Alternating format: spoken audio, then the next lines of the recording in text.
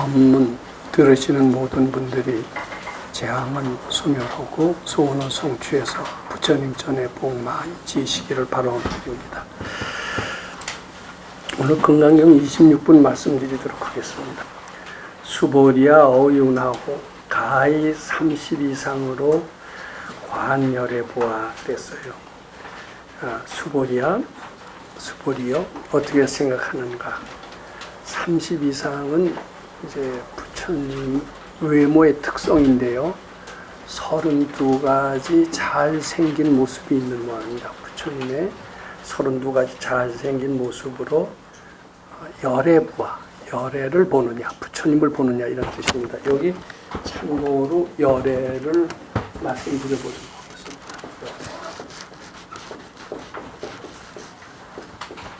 열애를 우리말로 요게 산스크리트 말로는 다타가타니 이렇게 번역을 그렇게 된 말이고, 그것의 어원을 따져서 설명하려면 상당히 복잡합니다.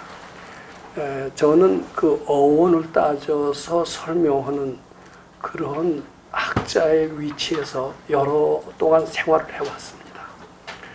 근데 그것은 어떤 학문적인 근거를 밝히고 사람을 설득하는 데는 매우 필요합니다. 과학적이고 합리적인 방법이기 때문입니다. 근데 과학적이고 합리적인 방법이 사람을 설득하고 자기 주장을 세우는 데는 도움이 되지만 사람의 마음을 편안하게 해서 발견하는 것과는 무관합니다. 그렇기 때문에 저는 열애라는 것을 종래의 학자처럼 그 어원을 따지고 산스크리트 말을 인용해서 설명하고자 하지 않습니다. 그냥 이거 우리말로 부처님이라고 합니다. 근데 열애만 부처님으로 번역하는 게 아니라 부처님으로 번역되는 한자, 또 산스크리트 말이 많이 있습니다. 세존도 부처님으로 번역이 됩니다. 또 불이라는 단어도 있어요. 불도 부처님으로 번역됩니다. 그거 말고도 열의 10대 명호가 있습니다. 부처님의 10가지 별 명호가 있는데 이런 것들은 다 우리말로는 공통적으로 부처님이라는 말로 통일이 됩니다. 이것은 우리가 좀 아는 게 좋습니다. 근데 이것들은 각각 의미가 같지는 않아요. 그러면 부처님 하면은 열애도 되고 세존도 되고 불도 되고 이외에 명행족, 선서, 시간해 등등 여러 가지 10가지 명칭이 다 다른 특성이 뒤따라온다 이렇게 보셔야 됩니다. 근데 이 부처님을 그런 세상 사람들이 보는 특징에 따라서 분류한다는 것은 여기서 큰 의미가 없습니다. 저는 밝아지는 입장에서 부처님을 어떻게 해석해야 되느냐, 밝아지는 관점에 맞춰서 해석하고자 합니다. 부처님은 3가지 몸이 있다라고 아마 여기 경전에도 나오고 그리고 또 조사어록에도 나오는 걸로 알고 있습니다. 부처님의 몸, 요거는 법신이 있습니다. 법신. 또 보신이 있어요. 또 화신이 있다고 합니다. 우리가 2500년 전 인도에서의 서가열애는 정확히 얘기해서 부처님이라고 할 수가 없어요. 부처님의 화신이다. 이렇게 얘기를 해야 됩니다. 이 화신은 우리가 볼 수 있는 모양이 있습니다. 잘생긴 모양이 있습니다. 32가지 모양이 있어요. 30 이상의 모양이 잘생긴 모양을 갖고 판단하는 것은 화신이다. 부처님의 화신을 보는 것이다. 이렇게 얘기를 해야 됩니다. 그런데 이 법신은 보이질 않습니다. 형상이 없는 진리의 몸을 얘기합니다. 절마다 대웅전이라는 절이 있고요. 대웅전이 아닌 비로전 이런 명칭을 붙인 그런 큰 절간이 있습니다. 비로전은 법신부를 모셨다는 그런 뜻입니다. 대웅전은 서가열의 화신부를 모셨다 이런 뜻이 됩니다. 특히 법신부리 모신 비로전은 대적광전이라는 명칭으로도 불립니다. 해인사 같은 데는 대웅전 대신에 대적광전 또는 비로전 이런 명칭으로 붙였고 부처님이 이런 모양으로 하고 있는 것을 아마 볼 수가 있습니다. 비록 모양이지만 형상이 없는 진리의 몸이라고 얘기를 합니다. 자, 우리는 법신, 요건 과보의 몸입니다. 부처님이 복을 많이 지셔서 엄청난 과보를 받으셨는데 과보의 몸이 보신이다. 이렇게 얘기합니다. 근데 요거 전문적으로 따져 들어가는 것은 큰 의미가 없고요. 자, 요 법신, 보신, 화신을 우리는 분명히 다르게 봅니다. 요것은 진리의 몸이고 눈에 안 보이는 겁니다. 요것을 어떻게 보면 참나라고도 얘기를 합니다. 참나라고 하는 것은 화신이 아닙니다. 법신을 의미한다. 이렇게 보셔야 됩니다. 우리 눈에는 요 세 가지가 최각각 다르게 봅니다. 근데 밝은 이들이 볼 때는 이 화신 속에서 바로 법신을 봅니다. 또 화신 속에서 보신을 봅니다. 밝은 이들은 법신, 보신, 화신을 다 함께 동일하게 봅니다. 근데 우리는 그런 동일하게 보는 지혜의 눈이 없기 때문에 제각각 다른 모습으로 본다. 이렇게 이해하시면 될 겁니다. 그럼 여기서 말씀드린 열애라는 것은 화신이냐, 보신이냐, 법신이냐 요거를 우리가 한번 검토하고 넘어가는 것은 좋습니다. 자, 저는 그 백 선생님의 가르침을 인용해서 무슨 생각이든지 부처님께 바쳐라 라고 그런 말씀을 드립니다. 그 바치는 부처님, 그리고 무슨 일을 할 때 내 이기적인 목적으로 하지 말아라. 법당에 나올 때도 내 소원을 빌고 내 이기적인 목적으로 소원을 빌거나 또 내 이기적인 목적으로 무엇을 달성하겠다. 이렇게 나오시지 말라. 이런 말씀 종종 드립니다. 그럼 어떻게 하란 말이냐? 부처님 기쁘게 하는 마음으로 나와라. 부처님 시봉하는 마음으로 나와라. 그렇게 말씀드립니다. 그러면 나만 손해 아니냐? 이런 생각을 할 수가 있습니다. 근데 그 나만 위하는 마음으로 나오는 게 정말 손해라는 것을 전 과거엔 몰랐는데 이제는 압니다. 부처님 시봉하는 마음으로 나오셔야 됩니다. 그게 진정으로 자기한테 이익이 되는 겁니다. 자기한테 진정한 이익을 주시기 위해서 우리 백 선생님 같은 걸출한 도인은 무슨 생각이든지 이기심 없는 것을 향해라. 이기심 없는 것을 향하라가 바로 부처님께 바쳐라. 이 뜻이 됩니다. 그리고 무슨 일을 하되 내 이기적인 목적으로 하지 마라. 나나 내 가족이나 내 자식이나 요거 잘 되기 위해서 빌지 마라. 그 잘 되는 마음은 다 부처님께 바치고 부처님 기쁘게 해드리기 위해서 무슨 일이든 하라. 이런 말씀 자주 드렸습니다. 요건 자주 되풀이해도 지나치지 않은 그런 귀한 말씀이기 때문에 자주 들으셔도 좋습니다. 거기서 말씀드리는 그 부처님, 무슨 생각이든지 바치는 그 부처님, 기쁘게 해드리기 위해서 하는 그 부처님은 말하자면 화신의 부처님이 아니다. 이렇게 보셔야 됩니다. 법신의 부처님이다라고 봐야 됩니다. 그 부처님은 공양을 받는 어떤 인간적인 부처님이 아니다. 이렇게 아셔야 됩니다. 형상이 없고 참나인 그런 부처입니다. 일단 이렇게 이해하시는 게 좋습니다. 그래서요, 이제 수보리한테 이렇게 질문합니다. 수보리야, 어유나 어떻게 생각하느냐? 32가지 잘생긴 모습이 있어요. 이게 부처님이 제가 이렇게 묻습니다. 사람입니까? 아닙니까? 이렇게 물으면요. 사람이라고 대부분 대답할 거고 저도 그렇게 믿었습니다. 인도에서 2500년 전에 가비라 성에서 태어나신 사람이다. 역사적인 인물이다. 이렇게 얘기를 합니다. 근데 위대한 인간이다. 또 잘생긴 인간이다. 이렇게 우리는 생각을 합니다. 나도 그렇게 생각했고 2500년 전에 그 당시에도 그렇게 생각을 했을 겁니다. 그래서 부처님께서 그렇게 물으시는 거예요. 30 이상으로 열애를 보느냐. 근데 여기 관자가 붙었어요. 관. 근데 우리 13분에 뭐가 있었어요? 30 이상으로 견열애과 견자를 붙였습니다. 견은 어떻게 틀리고 관은 어떻게 틀리느냐. 이거 설명할 시간이 있으면 설명을 드릴 텐데요. 설명할 시간이 혹시 없으면요. 좀 건너뛰고 중요한 것부터 먼저 말씀드리도록 하겠습니다. 그런데 우리는 대부분 부처님을 사람으로 생각합니다. 2500년 전에 그분, 정반왕의 아들, 그분은 분명히 사람 모습을 하고 있습니다. 사람 중에서도 좀 잘생겼을 뿐이지 사람이 아니면 아닐 겁니다. 위대한 분이고 지혜가 있고 신통이 있고 이런 사람일 뿐이다. 사람들은 그렇게 생각을 하는 겁니다. 근데 그 사람으로 알고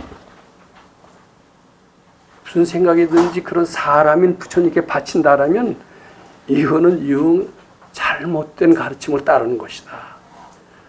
전 그렇게 믿게끔 이제 변했습니다. 상당히 잘못된 겁니다. 즉 저는 이제는 부처님 사람이 아니라고 알게 되어 있습니다.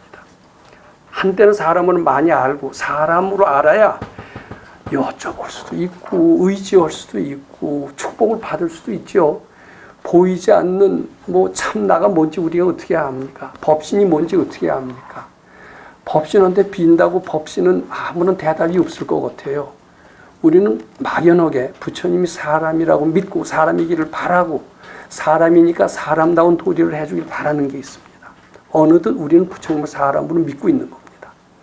근데 부처님께서 쭉 경을 설하다 보니까 이 사람들이 부처님을 사람으로 믿고 있는 한은 밝아질 수가 없다라는 것을 아마 깨치셨던 것 같습니다. 부처님은 사람이 아니다. 어떻게 보면 신이다.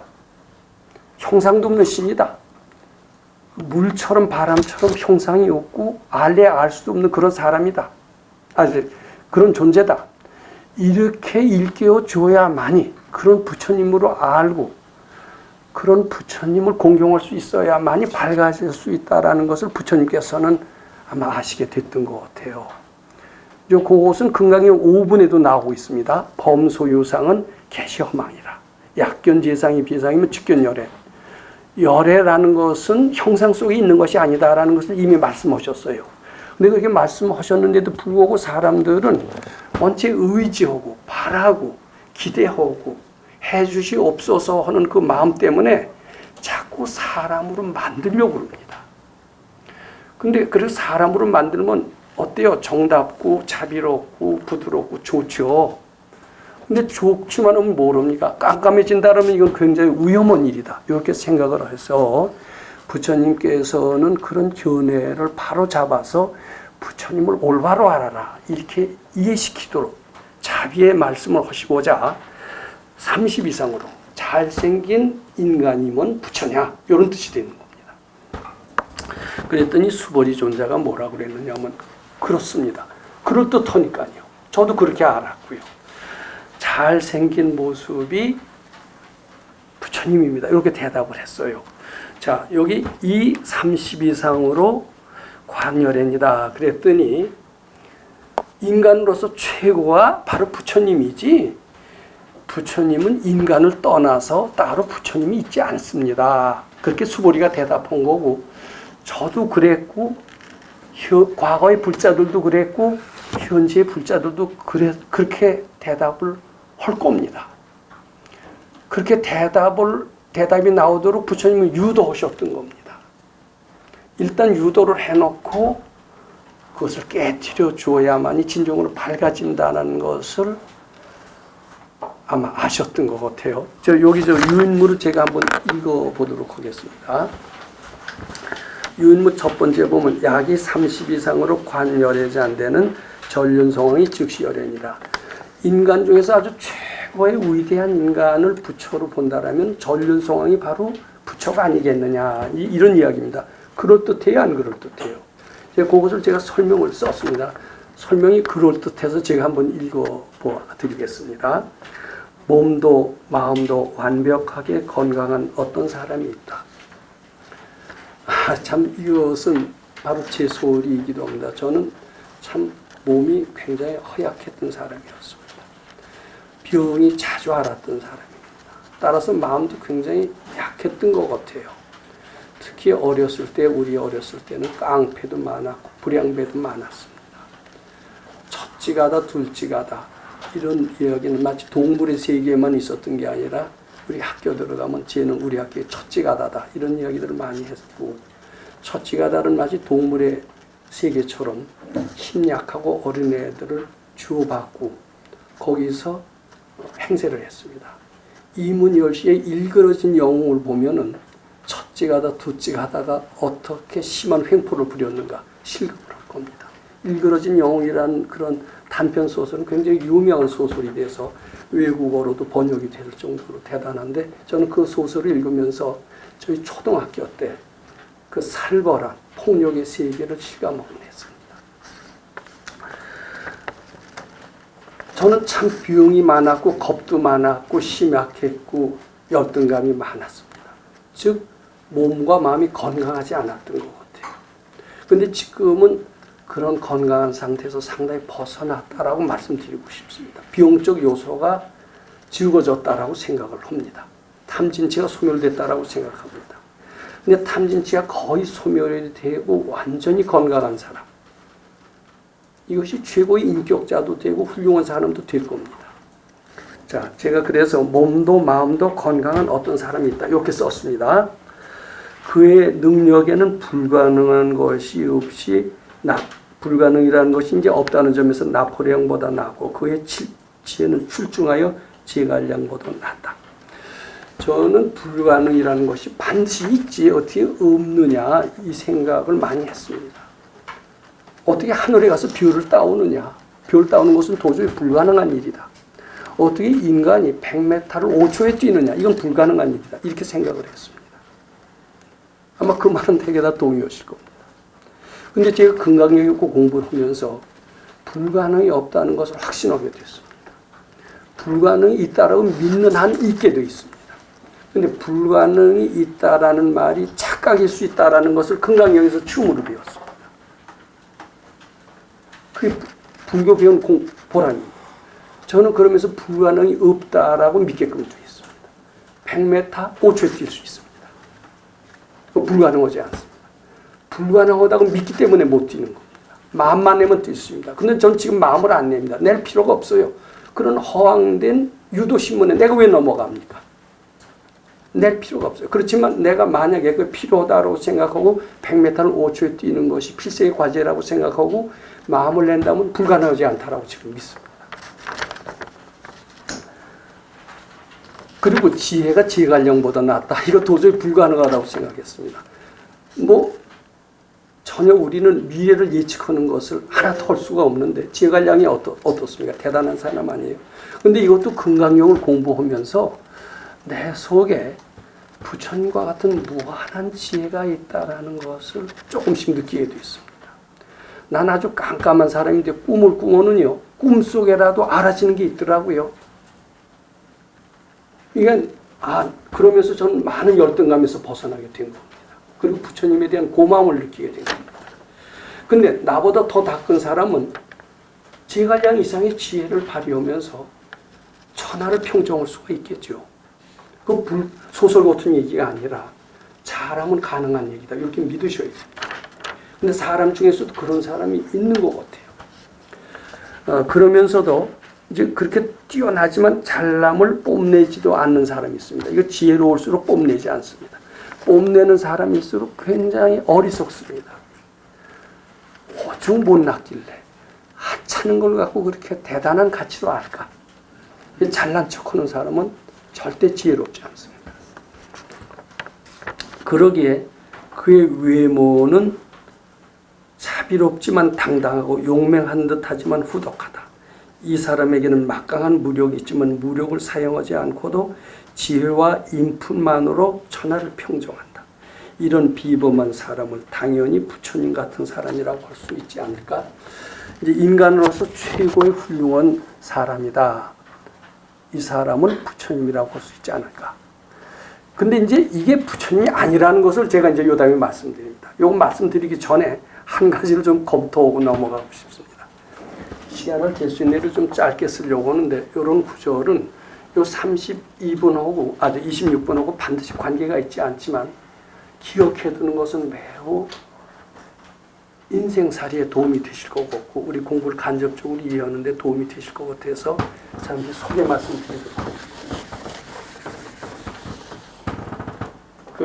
지금 미국의 트럼프 대통령이 김정은이 하고 북미 회담을 한다 하면서 지금 한반도에 수많은 화제거리를 뿌리고 떠들썩하고 있습니다. 미국의 국수주의자다 이런 얘기를 합니다. 국수주의자, 미국의 자존심, 트럼프가 제일 좋아하는 책이 뭔 줄 아십니까? 손자병법입니다. 의외로. 손자병법에 그 가만히 보면은 김정은이 다루고 노는 게 어리석은 것 같기도 하면서 상당히 슬기로운데 바로 손자병법을 많이 읽고 그것을 활용하려는 사람으로 보입니다. 저는 아마 트럼프 대통령은 손자병법의 이 구절을 많이 인용했을 것 같아요. 자, 그 구절을 제가 예상하는 그 구절을 한번 소개합니다.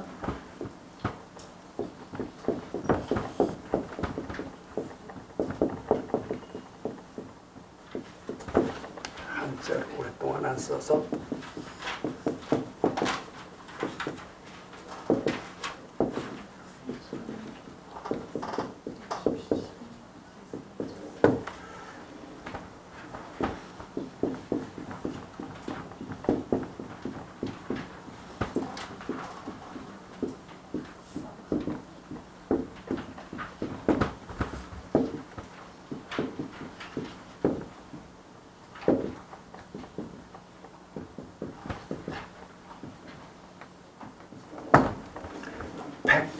백 번 싸워서 100번 이기는 것은 요건 빼고 해서 거세요. 최고 선지선. 그럼 최고의 좋은 겁니다. 최고의 좋은 것이 아니라는 뜻이에요. 싸워서 100번 싸워서 100번 이기면 최고 스타죠. 우리는 그 사람을 대단하게 봅니다. 근데 이게 가장 좋은 게 아니라는 거예요. 뭐가 가장 좋으냐? 고두에는 선지선. 가장 좋은 것은 부전이 불인지병이라. 싸우지 않고 사람을 굴복시키는 것. 이것이 가장 좋은 방법이다. 이렇게 얘기합니다. 이게 손자병법입니다. 아마 트럼프 대통령은 김정은을 무력으로 굴복하지 않고 싸우지 않고 이기는 방법을 택하지 않았을까. 저는 이렇게 생각을 합니다. 자, 우리는 세상에서 여러 가지 학문을 배웁니다. 경영학을 배웁니다. 처세술을 배웁니다. 이거 잘 보면요, 다 싸워서 이기는 방법을 가르쳐요. 싸우지 않고 이기는 방법을 가르치는 데는 아무 데도 없습니다. 근데 오직 한 군데, 전 금강경 속에서 싸우지 않고 이기는 방법을 가르친다. 이렇게 말씀드리고자 합니다. 제가 언젠가 토요일 날 아침에 그 무시무시한 무력을 가진 그런 장군과 도인의 서로 상담하는 이야기를 아침 법회 때 말씀을 드렸습니다. 그 무시무시한 장군은 백전백승원 장군입니다. 그 장군이 힘이 허약한 도인을 단칼에 제압하려고 합니다. 근데 힘으로 당하면 이 도인은 그 무장을 도저히 당할 재주가 없어요. 근데 그이는 대단히 슬기롭기 때문에 싸우지 않고 사람을 조복시키는 방법을 알았던 겁니다. 즉, 이 방법은 상당히 지혜로운 사람, 바치는 사람은 이 방법을 씁니다. 싸우지 않고 이겨야 됩니다. 노력하지 않고 부자가 되어야 됩니다. 학위를 따려고 수많은 노력을 하지 않고서도 미래를 예측할 수 있는 지혜가 있어야 됩니다. 그 방법은 세상 어디서도 가르쳐주지 않습니다. 바로 금강경에서 저는 가르쳐준다라고 생각을 합니다. 저는 굉장히 연약한 사람이었지만은 피나는 투쟁을 하지 않고 슬기롭게 싸우지 않고 이겼던 체험이 몇 가지가 있습니다. 저는 근래 5, 6월 달을 저한테는 굉장히 잔인한 달이라고 스스로 평가를 합니다. 죽다 살아났습니다. 그 죽다 살아난 스토리를 여기서 말씀드리고자 않습니다. 왜냐하면 저만의 경험이기 때문에. 그때 싸우고 싶었어요. 핏대를 올리면서 연약하지만 두 주먹을 불끈 쥐고 한번 해보고 싶었어요. 근데 그런 방법으로는 도저히 이길 수가 없습니다. 저는 배웠던 그 방법을 그대로 활용했습니다. 나를 던지는 겁니다. 자, 우리가 물에 빠져서 허우적거립니다. 어떻게 하면 삽니까? 살려고 하면 죽습니다. 근데 더 깊이 잠수를 하는 겁니다. 깊이 더 잠수하면 뜹니다. 여기 필사즉생이에요. 필사즉생도 손자병법이 나오는 얘기입니다. 저는 바치는 방법, 필사즉생의 방법, 싸우지 않고 이기는 방법이라고 생각합니다. 그 방법을 택해서 몇 가지 어려움을 극복을 했고, 이것은 부처님만이 할 수 있는 방법이다. 지혜로운 사람만이 할 수 있는 방법이다. 이렇게 생각을 합니다. 요새 학문은 100번 싸워서 100번 이기는 것만 가르쳐주지 싸우지 않고 이기는 것은 가르쳐주지 않는다. 이렇게 말씀드리고자 합니다. 또 요거 비유를 한다면요. 백전백승하는 장군은 30 이상으로 관열애하는 겁니다. 30 이상으로 30 이상을 갖춘 이런 비범한 사람을 의미한다라면 싸우지 않고 이기는 이런 사람은 어떤 사람이냐면 바로 사람이 아니라 그런 존재는 정말 부처님 같은 존재다. 이렇게 말씀드리고자 합니다. 자, 요 구절은 기억을 해 두시고 항상 세상을 100번 싸워서 100번 이기는 영웅이 되려고 하시지 마시고 싸우지 않고 이기는 사람이 되시기를 바라고 그 방법은 오직 금강경 속에 있다. 이렇게 이해하시면 됩니다. 언제 제가 수행 발표를 저한테는 기회가 안 와서 못합니다만 수행 발표할 기회가 있습니다. 제 실감 나는 싸우지 않고 이겼던 그런 발표를 할 기회가 있을지도 모릅니다. 전 이번 5, 6월 달에 참 어려운 것을 싸우지 않고 이겼던 그런 경험이 있습니다. 참 그러면서 다시 한번 부처님께 감사했던 이제 그런 경험을 말씀드립니다. 자, 이제 30 이상으로 관열애자인데는 전륜성왕이 열애가 아니겠느냐. 우리는 그런 생각을 할 수가 있어요. 자, 그랬더니 그 수월이 100번 하는데 수월이가 부처님께 사려 말씀드리기를 세존아 여하해볼 소소리를 세존아를 또 부처님으로 번역하네요. 근데 제가 부처님의 뜻을 해석하기로는 여기서 부처님은 인간의 부처님입니다. 부처님의 말뜻, 법신의 부처님이 아니죠.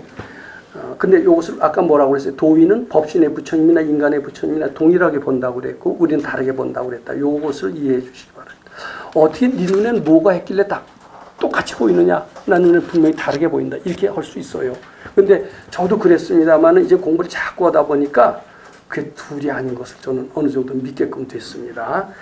여하해볼 소소리로는 제가 부처님의 뜻을 해석하기로는 30 이상을 잘 갖춘 거룩한 인간이 부처가 아니라는 것을 알게 됐습니다. 이런 뜻입니다. 그랬더니 이제 부처님께서 뭐라고 말씀하셨느냐 하면은 약이 새껴 낳거나 나를 모양으로 보지 마라. 음성으로 보지 마라. 모양, 음성, 색하고 성. 여기에 어떤 인간적인 냄새가 물씬 풍깁니다. 어떤 인간적인 그 무엇으로 보지 마라. 이런 뜻입니다. 인간적으로 보지 않아야 될 그런 부처님이 인간적으로 본다라는 것은 그 속에 뭐가 있어요? 착각적인 요소가 있다라는 뜻입니다. 착각적인 요소가 있다라는 것을 시인은 행사도라. 착각적인 요소가 있는 것이니라. 그이는 사도를 행하는 것이니라. 이렇게 되는 겁니다. 부처님을 볼 수 없다고 그랬습니다. 제가 요 해설을 썼어요. 요 해설도 그럴듯해서요. 제가 한번 읽어봐 드리겠습니다. 그 유인물 아래를 보면 약이 새겨 낳거나 이음성 구하면 시는 행사도라 불응견열애니라고 그랬어요. 30 이상으로 관열애라고 한다라면은 부처님을 사람으로밖에 볼 수가 없어요. 위대한 사람입니다. 무소불위의 초능력자로 볼 수가 있습니다. 근데 부처님을 사람이라고 보서는 안 돼요. 사람을 볼 땐 어느 때 사람으로 보는 줄 아세요? 어리석었을 때, 뭘 몰랐을 때, 애욕이 많아서 뭘 의지하고 싶을 때는 부처님, 거룩하신 부처님. 저는 굉장히 피곤하고 어려울 때 석굴암에 계신 자비로운 부처님을 늘 연상을 했습니다. 한때는 석굴암에 계신 김대성이 조각회 때는 석굴암의 불상이 참 좋아서 제 연구실에다 걸어놓고 그것을 보고 또 보고 그랬던 적이 있습니다. 처음엔 굉장히 시원하더라고요. 근데 자꾸 보니까 하나 시원할까요? 안 할까요? 시원하지 않을 뿐만 아니라 짜증이 나더라고요. 왜 짜증이 나는 줄 아세요? 국리를 자꾸 되풀이하면 결론은 짜증입니다. 근데 바치는 것을 자꾸 하면은 뭐가 돼요? 환심이 납니다. 국리하고 바치는 거는 이렇게 틀립니다. 근데 석굴암 붙여놓고선 처음엔 국리 안 하죠. 근데 거기에 뭐 기대를 붙이고 환상을 붙이니까 그 뒤에는 국리가 연습이 돼서 짜증이 나니까 그러다 띄웠어요. 내가 거기에 이제 백 선생님 사진을 붙여놨죠. 근데 그것도 처음엔 아주 거룩고 좋더라고요. 근데 보고 또 보고 또 보고 그러니까 아유, 그래서 그 사진도 또 띄는 겁니다. 자, 부처님이 어디에 있습니까? 형상이 없어요. 전 이제 부처님 형상이 없다는 것을 이제 확실히 압니다. 자, 부처님은 사람이 아닙니다. 전 이제 사람이 아니라고 알게 됐어요. 사람으로 알 때는 내 속에 외로운 게 있고 의지하는 마음이 있고 고달픔이 있을 때 사람처럼 기대를 하고 싶어요. 사람이길 바라는 겁니다. 근데 사람이 아니에요. 이거 깨우치는 것이 애욕의 길에서 벗어나는 겁니다. 사람이 아닙니다. 모든 것을 다 아는 지혜요, 무소불위의 능력이요, 형상 없는 신적 존재입니다. 우리 그렇게 알아야 됩니다. 그 아는 지혜와 무소불위의 능력은 특징이 없기에 정체를 알 수 없습니다. 부처님은 정체를 알 수 없습니다. 아, 부처님은 위대한 사람. 정체가 있는 겁니까? 없는 겁니까? 정체가 있어요. 정체가 있으면 이미 부처님이 아니다. 이렇게 봐야 됩니다. 부처님은 위엄이 당당한 사람. 정체가 있죠? 이거 부처님이 잘못 본 겁니다. 부처님은 대자대비하신 분. 특징을 나타내요? 안 나타내요? 그건 부처님 아닙니다. 절대로 부처님은 대자대비하지 않습니다. 부처님은 절에 계신 분. 부처님이 절에만 있어요? 시장에도 있어요? 근데 처음에 절에만 있는 줄 알았어요. 또 그것도 절도 명산대절. 여기에 아름다운 절 속에 부처님이 계신다. 쇠똥치는 목장에는 부처님이 있을 수가 없다. 그렇게 생각을 했어요. 그렇게 믿었어요. 제 쇠똥치는 목장에서 그렇게 고생하면서 이게 불법인가 그랬었어요. 근데 쇠똥치는 목장에 나중에 보니까 거기도 부처님이 있더라고요. 그건 경험해보지 않으면 모릅니다. 제가 그래서 이런 말을 쓸 수 있는 겁니다. 어디서 베껴서 쓴 거 아니에요, 이거. 제 경험으로 말씀을 드리는 겁니다. 정체를 알 수 없습니다. 부처님은 모양이 있다고 말하고 특징이 있다고 말하면서 정체를 알 수 있는 존재라고 말하는 사람들이 있으면 이는 부처님에 대해서 전혀 잘못 알고 있는 것입니다. 자, 요 다음에 글도 좀 잘 들어봐 주세요. 부처님은 사람의 몸을 빌어 세상의 화신을 드러내시어 중생들에게 설법을 할 수 있습니다. 부처님은 사람이 아닙니다. 2500년 전 서가열에는 뭐냐? 그 부처님이 아닙니다. 부처님이 사람의 몸을 빌어서 인도의 2500년 전 서가열애가 되었을 뿐이지 그 서가열의 이코르 부처님이 아니다. 이렇게 보셔야 됩니다. 필요 충분 조건이 아니란 얘기입니다. 그게 이제 그 사람이라는 게. 그러나 부처님은 사람의 몸을 빌어 화신을 드러내셔 중생들에게 설법을 할 수 있습니다. 근데 부처님이 정체성이 없고 구름을 잡을 수가 없듯이 부처님의 설법은 어떤 특징 있는 설법을 하지 않습니다. 아, 부처님의 설법을 들으면 뭐 아주 시원하고 좋더라. 아, 그 부처님의 특징은 어떤 점 때문에 시원하고 좋더라. 어떤 특징을 우리는 찾아내려고 그럽니다. 학자일수록 더 특징을 잘 찾아내서 논문을 쓰려고 그럽니다. 근데 아무리 논문을 쓰려고 해도 잘 안 맞아요. 저는 백 선생님 그 소사에 가서 공부를 하면서 상당히 시원해서 어떤 특징이 있길래 저렇게 시원할까? 저렇게 시원하게 하는 그 요소가 무엇일까? 그것을 저의 어떻게 보면 계산 잘하는 특징, 그것을 발휘해서 검토를 하고 짜냈습니다. 근데 이리 짜내고 저리 짜내도 어떤 결론을 얻을 수가 없었던 것 같습니다. 마찬가지로 부처님의 설법, 아무 특징을 잡을 수가 없습니다. 체계화하고 이론적으로 정립할 수가 없습니다. 알 수가 없어. 알 수 없어요라는 한용운 스님의 시처럼 알 수가 없습니다.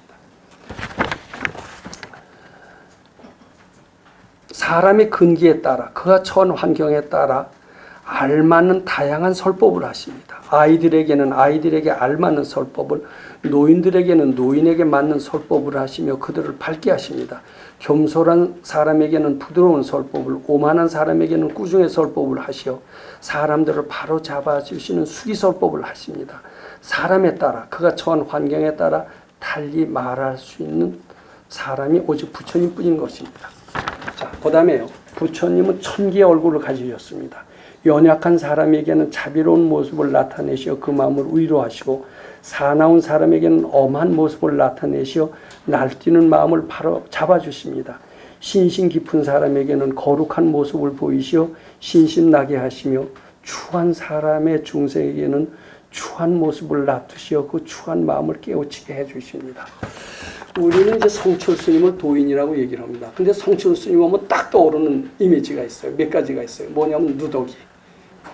두 번째는 삼천배. 또 하나는 가야산 호랑이. 몇 가지 특징이 있어요. 백 선생님한테 어떤 특징이 있다라고 얘기하면 백 선생님은 상당히 잘못 아는 겁니다. 백 선생님은 천개의 얼굴을 가지셨어요. 수시로 변해요. 어느 때는 자비롭게, 어떤 사람한테는 자비롭게, 어떤 사람은 히틀러보다도 더 무서운 폭군으로, 심지어는 어떤 사람을 장작개비로 팼다라는 걸 얘기를 하십니다. 근데 또 어떤 사람한테는 물론 본인의 돈을 털어서 노병을 다려주고 정말 따뜻하게 자비롭게 해주신 마음을 계속해서 유지하십니다. 이것은 아상이 없는 사람이기 전에 도저히 불가능합니다. 제가 참 말씀드리기 어렵습니다만 우리 젊은이들이 수도장에서 제일 닿기 어려운 게 뭐냐면 이성에 대한 애욕이었습니다. 여자를 보면 불붙는 음탐심이 많이 솟습니다. 이 사람들로 하여금 어떻게 그 음탐심을 깨우쳐 주게 하실까? 음탐심은 해롭나니라. 그것을 가지면 독사와 같이 독이 되느니라. 마땅히 끊어야 되느니라. 만일 끊지 않는다면 이 법당에서 쫓아낼 것입니다. 이렇게 엄한 방법으로 해서 그것이 다스려질까요? 안 다스려질까요? 자, 어느 날이었습니다. 우리가 이제 법당에 향해서 내려갑니다. 법당에 향해서 내려갔더니 제가 이런 말씀 처음 드립니다. 어느 백 선생님께서 이렇게 쭈그리고 앉으셨어요. 아래를 닫고. 그걸 보는데 아주 그 성스러운 선생님 모습에 어떻게 저런 걸 우리한테 보여주시나. 왜 늘 합리적이셨거든요. 이상한 말씀 한 번도 안 하시는데 왜 저런 요상한 모습을 보여주시나. 어떤 분은 탁 보고 예배를 합니다. 저도 이렇게 숙였습니다만. 근데 그때는 그거 몰랐어요. 근데 그것을 이상하다라는 생각을 이제 바치는 겁니다. 자, 바치다 보면 저것도 설법의 한 모양이로구나. 이런 것을 뒤늦게 깨치게 됐습니다. 이거는 도인을 모시고 처음 살아보시지 않은 분들은 그 다양한 중생 제도의 방편을 알 수가 없어요. 또 이렇게 할 수 있어야 도인입니다. 저는 그렇게 죽었다 깨도 못한 거고 아직 도인이 저기는 모르고 있습니다. 근데 이게 진짜 도인입니다. 어떤 획일적인 스타일, 절대로 이것은 도인에서 멀어져 있다. 이렇게 보셔야 됩니다.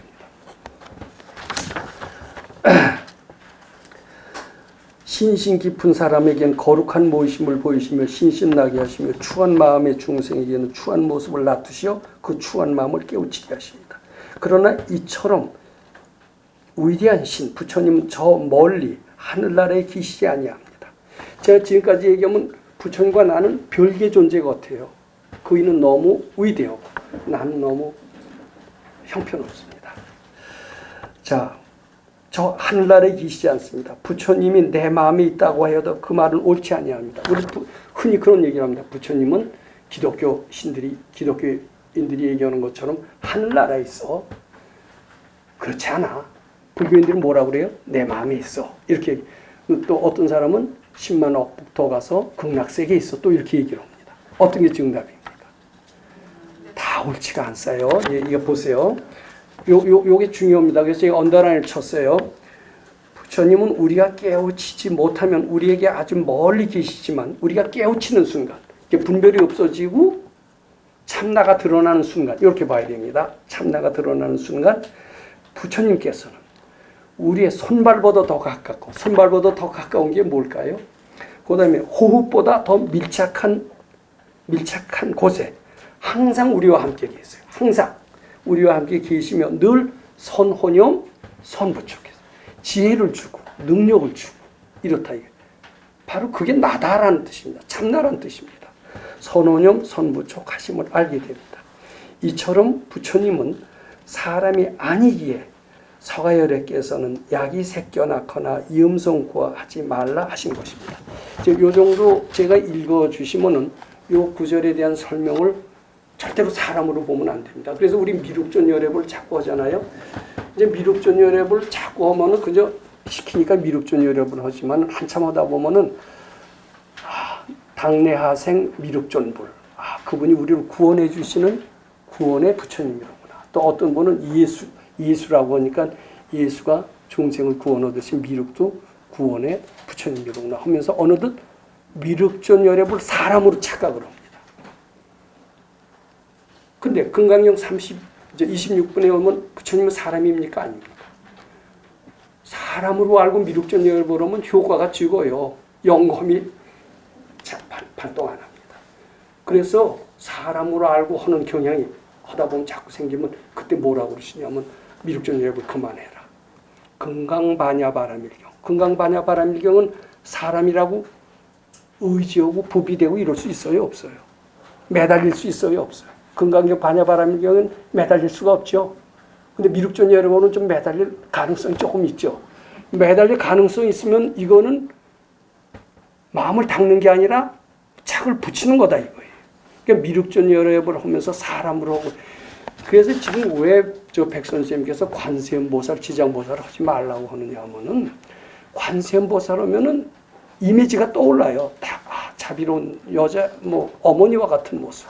지장보살은 지옥 중생을 구하는 이런 모습. 그러면서 어떤 사람과 멀지 않은 어떤 형상을 느끼고 자비로운 어떤 이미지를 떠올리게 됩니다. 구원의 이미지를 떠오르게 됩니다. 이렇게 하는 순간 구원은 못 받습니다. 깜깜해집니다. 사람이라는 데서 벗어나야 됩니다. 그때는 금강반야바라밀경을 외워야 됩니다. 대방광불 화엄경 하신 뜻도 그겁니다. 자, 논의를 한번 좀 읽어보세요. 논의가 재밌는데 논의 두 번은 여기서 하지 않겠습니다. 그리고 요담 시간에도 하지 않고 한번 깨쳐봐 주시기 바랍니다. 왜냐하면 요담 시간에는 8월 달에 원주 수련회 때문에 수용 발표로 예정되신 대덕화 보살님께서 8월 달에 거기 가서 아마 신심나는 수행 발표를 하실 것 같습니다. 그래서 내주에 수행 발표 대신에 제가 수행 발표 못지않는 좋은 말씀을 드리려고 지금 준비를 하고 있습니다. 질문에 대한 대답도 좋을 것 같고 그래서 그것을 구상하고 있는데 수행 발표가 아니니까 시시해서 들을 게 없다. 그리고 안 나오시지 마시고 제가 좋은 말씀 드릴 테니까 그때도 많이 나와 주시기 바랍니다. 근데 요 논의 첫 번째는 한번 좀 들어봐 주시기 바래요. 어떤 기생집에 간 두 포교사가 있었다. 한 포교사는 근엄한 표정으로 기생들에게 술 취한 삶을 벗어나 깨어있는 삶을 살라고 정성을 들여 법문을 해준 겁니다. 그랬더니 이제 그 법문을 듣고 기생들이 끄떡끄떡하고 참 술 취한 기생 같은 삶을 살지 말고 부처님 세계를 향해야 되겠구나 하면 이제 이렇게 했다는 것 같아요.